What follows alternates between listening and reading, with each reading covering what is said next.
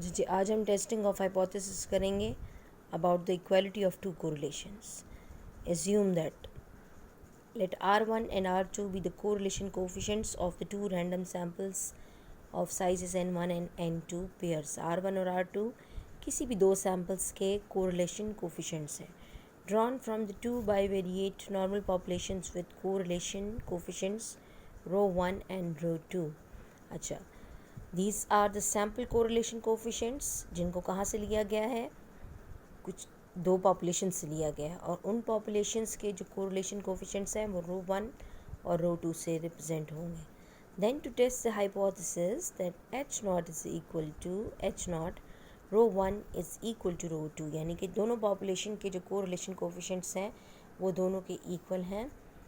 We calculate ZF1 is equal to 1.1513 log of 1 plus R1 divided by 1 minus R1.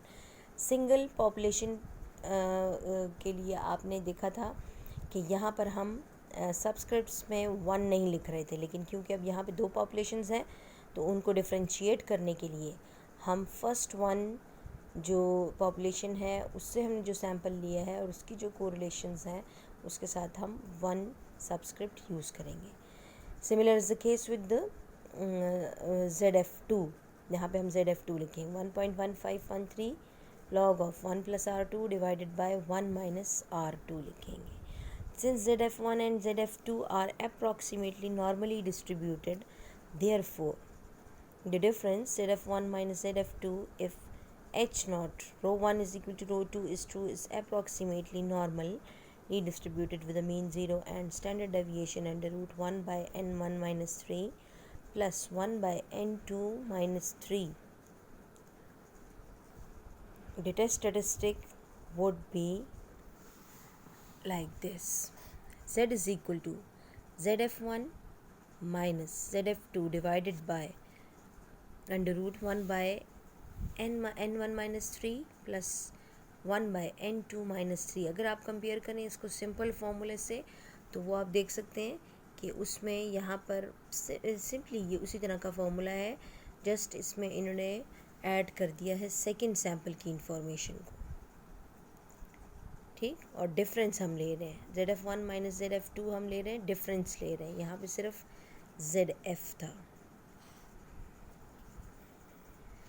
अच्छा, which is approximately standard normal, यानी इस Z statistic की जो distribution होगी वो standard normal होगी.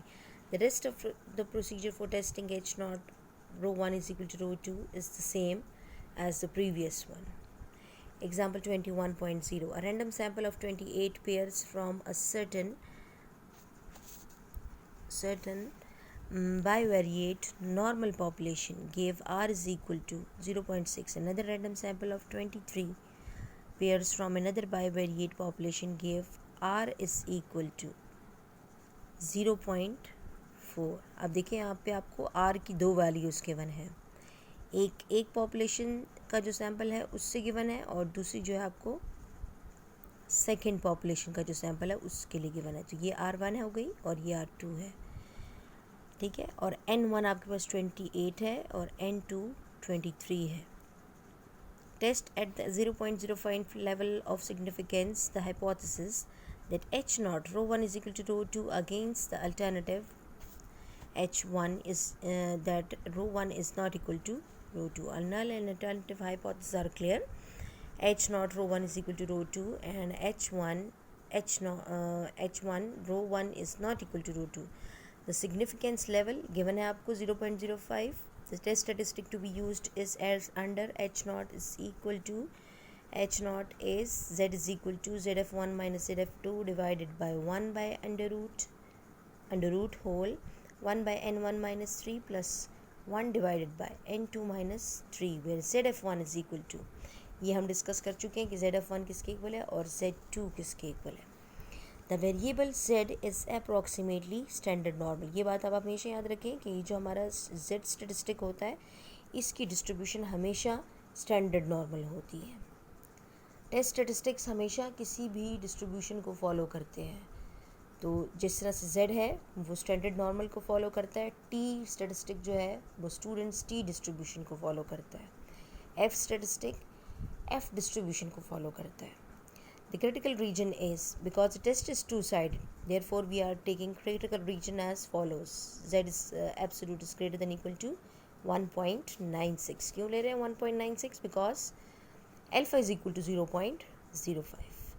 Computations. अब ZF1 और ZF2 की calculations कर लें, जो कि I think so कि clear है. ZF1 की जो वैल्यू है उसको आप सब्स्टिट्यूट करें 0.69 आ जाएगा. ZF2 की जो आपके पास वैल्यू आ जाएगी 0.42 है. इसको डिवाइड कर दें 1/n1 - 3. तो n1 की वैल्यू थी आपके पास, n1 की वैल्यू है जी 28. तो 28 - 3 करेंगे तो 25 आ जाएगा. और 23 - 3 करेंगे तो आपके पास 20 आ जाएगा. इसको सॉल्व करें, इस फ्रैक्शन को सॉल्व करें तो न्यूमरेटर में आपके पास आएगा 0.27 divided by 0.30 which is equal to 0.90. Z statistic की वैल्यू जो है वो आपके पास आ गई है 0.90. Since the computed value z is equal to 0.90 does not falls in the critical region, so we accept our hypothesis and conclude that the data presents sufficient evidence to indicate that the correlation coefficient of the two populations are equal. अच्छा, अब जिस तरह की आपकी जो value है वो critical reason में फॉल नहीं कर रही है. इसको हम प्लॉट कर लेते हैं. ये आपके पास कर्व है, यहाँ पे आपकी वैल्यू है 1.96. राइट पे पॉजिटिव होगी और लेफ़्ट पे आपके पास नेगेटिव होगी जी. ये जो शेडेड एरिया है this is the rejection region, और इसके अलावा जो ये आपको मिड में एरिया नज़र आ रहा है this is known as the acceptance region. तो हमारी जो वैल्यू है वो आ रही है 0.90, तो वो इसके दरमियान में आ रही है, एक्सेप्टेंस रीजन में आ रही है. Therefore our calculated value of Z does not falls in the critical region. इस वजह से हम क्या करेंगे, नल हाइपोथेसिस को एक्सेप्ट करेंगे.